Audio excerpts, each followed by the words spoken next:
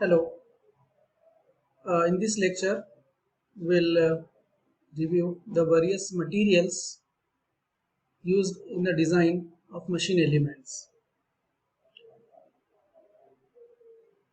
So in design it is very important to choose a material, a proper material, so that the design can be safe,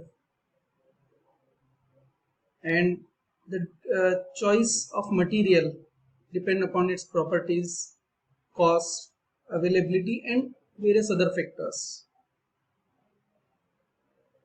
So the common engineering materials are classified into the metals and non-metals, and metals are further classified into the ferrous materials and the non-ferrous materials. So some of the important ferrous metals for the design purpose are cast iron, wrought iron and steel.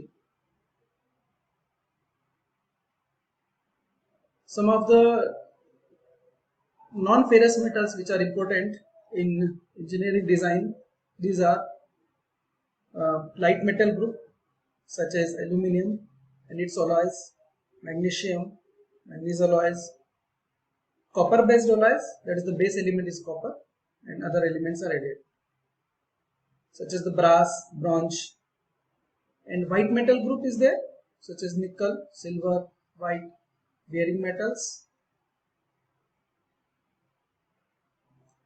Now in ferrous materials, metals, cast iron. So cast iron is an alloy of iron, carbon and silicon. So it is hard and brittle. Carbon content may be within 1.7 to 3%, and carbon is present as a free carbon or in the form of iron carbide, Fe3C. This cast iron is further categorized into the grey cast iron, white cast iron, malleable cast iron, spheroidal or nodular cast iron, austenitic cast iron or abrasion resistant cast iron. Grey cast iron, so here carbon is present in the form of graphite, but this type of cast iron is inexpensive, so it has high compressive strength, and since graphite is an excellent solid lubricant, so due to this it is easily machinable, but it is brittle. Some examples of this type of cast iron are FG20, FG35 or FG35SI15, where these numbers, that is 20, 35 or 35, 15, this represents the ultimate tensile strength in megapascal. And here this 15, SI15, represent 0.15% silicon. So this number gives the strength, the ultimate tensile strength.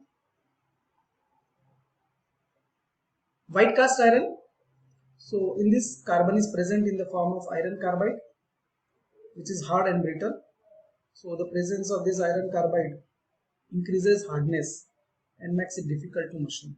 So white cast iron is difficult to machine. Consequently, these cast irons are abrasion resistant. So due to this, these are abrasive resistant material. Malleable cast iron. So malleable cast iron are white cast irons. So rendered malleable by annealing. Due to annealing process, this becomes malleable. So these are tougher than the grey cast iron. They can be twisted or bent without fracture. They have excellent machining properties. They are inexpensive. So on the basis of cost, so these are inexpensive as compared to the other form of cast iron. So these are used for making parts where forging is expensive, such as the hubs for the wagon wheels, brake support, etc. So in this we can use this type of cast iron. And depending on the method of processing, they may be designated as black heart, that's BM32, BM30, or white heart, WM42, WM35, etc. Another form of cast iron is the spheroidal or nodular graphite cast iron. So here cast iron is present in the form of spheres or nodules. So cast iron is present in the form of spheres or nodules, and they have high tensile strength. So this cast iron we can use where there is a requirement to have high tensile strength. They have good elongation properties. They are designated as, these are the examples, SG50/7, SG80/2, etc. So where this first number gives the tensile strength in megapascal, and the second number indicates percentage of elongation. So this number indicates the percentage elongation. Then austenitic cast iron. So depending on the form of graphite present, so this cast iron can be classified broadly under two categories, that is austenitic flake graphite iron. So this is designated as AFG Ni16Cu C7Cr2, and austenitic spheroidal or nodular graphite iron, designated for example this ASGNi20Cr2. Austenitic cast iron. So these are alloy cast irons, and they contain small percentage of silicon, manganese, sulfur, phosphorus. They may be produced by adding alloying elements such as nickel, chromium, molybdenum, copper, manganese in sufficient quantities. These elements give more strength and improved properties. They are used for making automobile parts such as cylinders, pistons, piston rings, brake drums, etc. Abrasion resistant cast iron. So these are alloy cast iron, and the alloying elements render abrasion resistance. So typical designation is this ABR33 Ni4Cr2, which indicates a tensile strength in kilogram mm square with 4% nickel and 2% chromium. Wrought iron. So this is a very pure iron where the iron content is of the order of 99.5%. It is produced by remelting pig iron. Some small amount of silicon, sulfur or phosphorus may be present. It is tough, malleable and ductile, and can easily be forced or welded, but it cannot take sudden shock. So chains, crane hooks, railway couplings and such other components may be made of this iron. Steel. So this is by far the most important engineering material, and there is an enormous variety of steel to meet the wide variety of engineering requirements. It is an alloy of iron and carbon, in which the carbon content can be less than 1.7%, and carbon is present in the form of iron carbide to impart hardness and strength. There are two main categories of steel: plain carbon steel and alloy steel. Plain carbon steel. So the properties of this steel depend mainly on the carbon percentages, and other alloying elements are not usually present in more than 0.5 to 1%, such as 0.5% silicon or 1% manganese. There is a large variety of plain carbon steel, and they are designated as C01, C14, C45, C70 and so on, where this number indicates the carbon percentage. And following are the categorization of the plain carbon steels on the basis of carbon percentage. Dead mild steel, it contains carbon up to 0.15% carbon. Low carbon steel or the mild steel, it contains 0.15 to 0.46% carbon. Medium carbon steel, 0.45 to 0.8% carbon. High carbon steel, 0.8 to 1.5% carbon. And detailed properties of these steels may be found in any standard handbook or design data book, but in general, higher carbon percentage indicates higher strength. Alloy steel.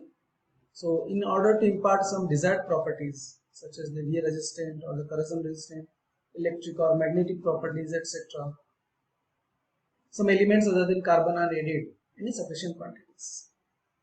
So the chief alloying element added are usually nickel, that is added for the strength and toughness.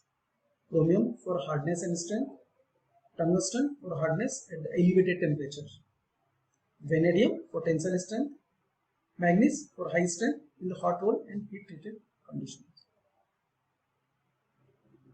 silicon for high elastic limit, cobalt for hardness, and molybdenum for extra tensile strength. And these are some examples of the alloy steels. Stainless steel is one such alloy steel that gives good corrosion resistance. One important type of stainless steel is often described as 18 by 8 steel, where chromium and nickel percentages are 18 and 8 respectively. A typical designation of a stainless steel is 15 Si2 Mn2 Cr 18 Ni8, where carbon percentage is 0.15. Now, specification of steels. So there are a number of systems for grading steel exist in different countries. The American system is usually termed as SAE, Society of Automobile Engineers, or AISI, American Iron and Steel Industries Systems.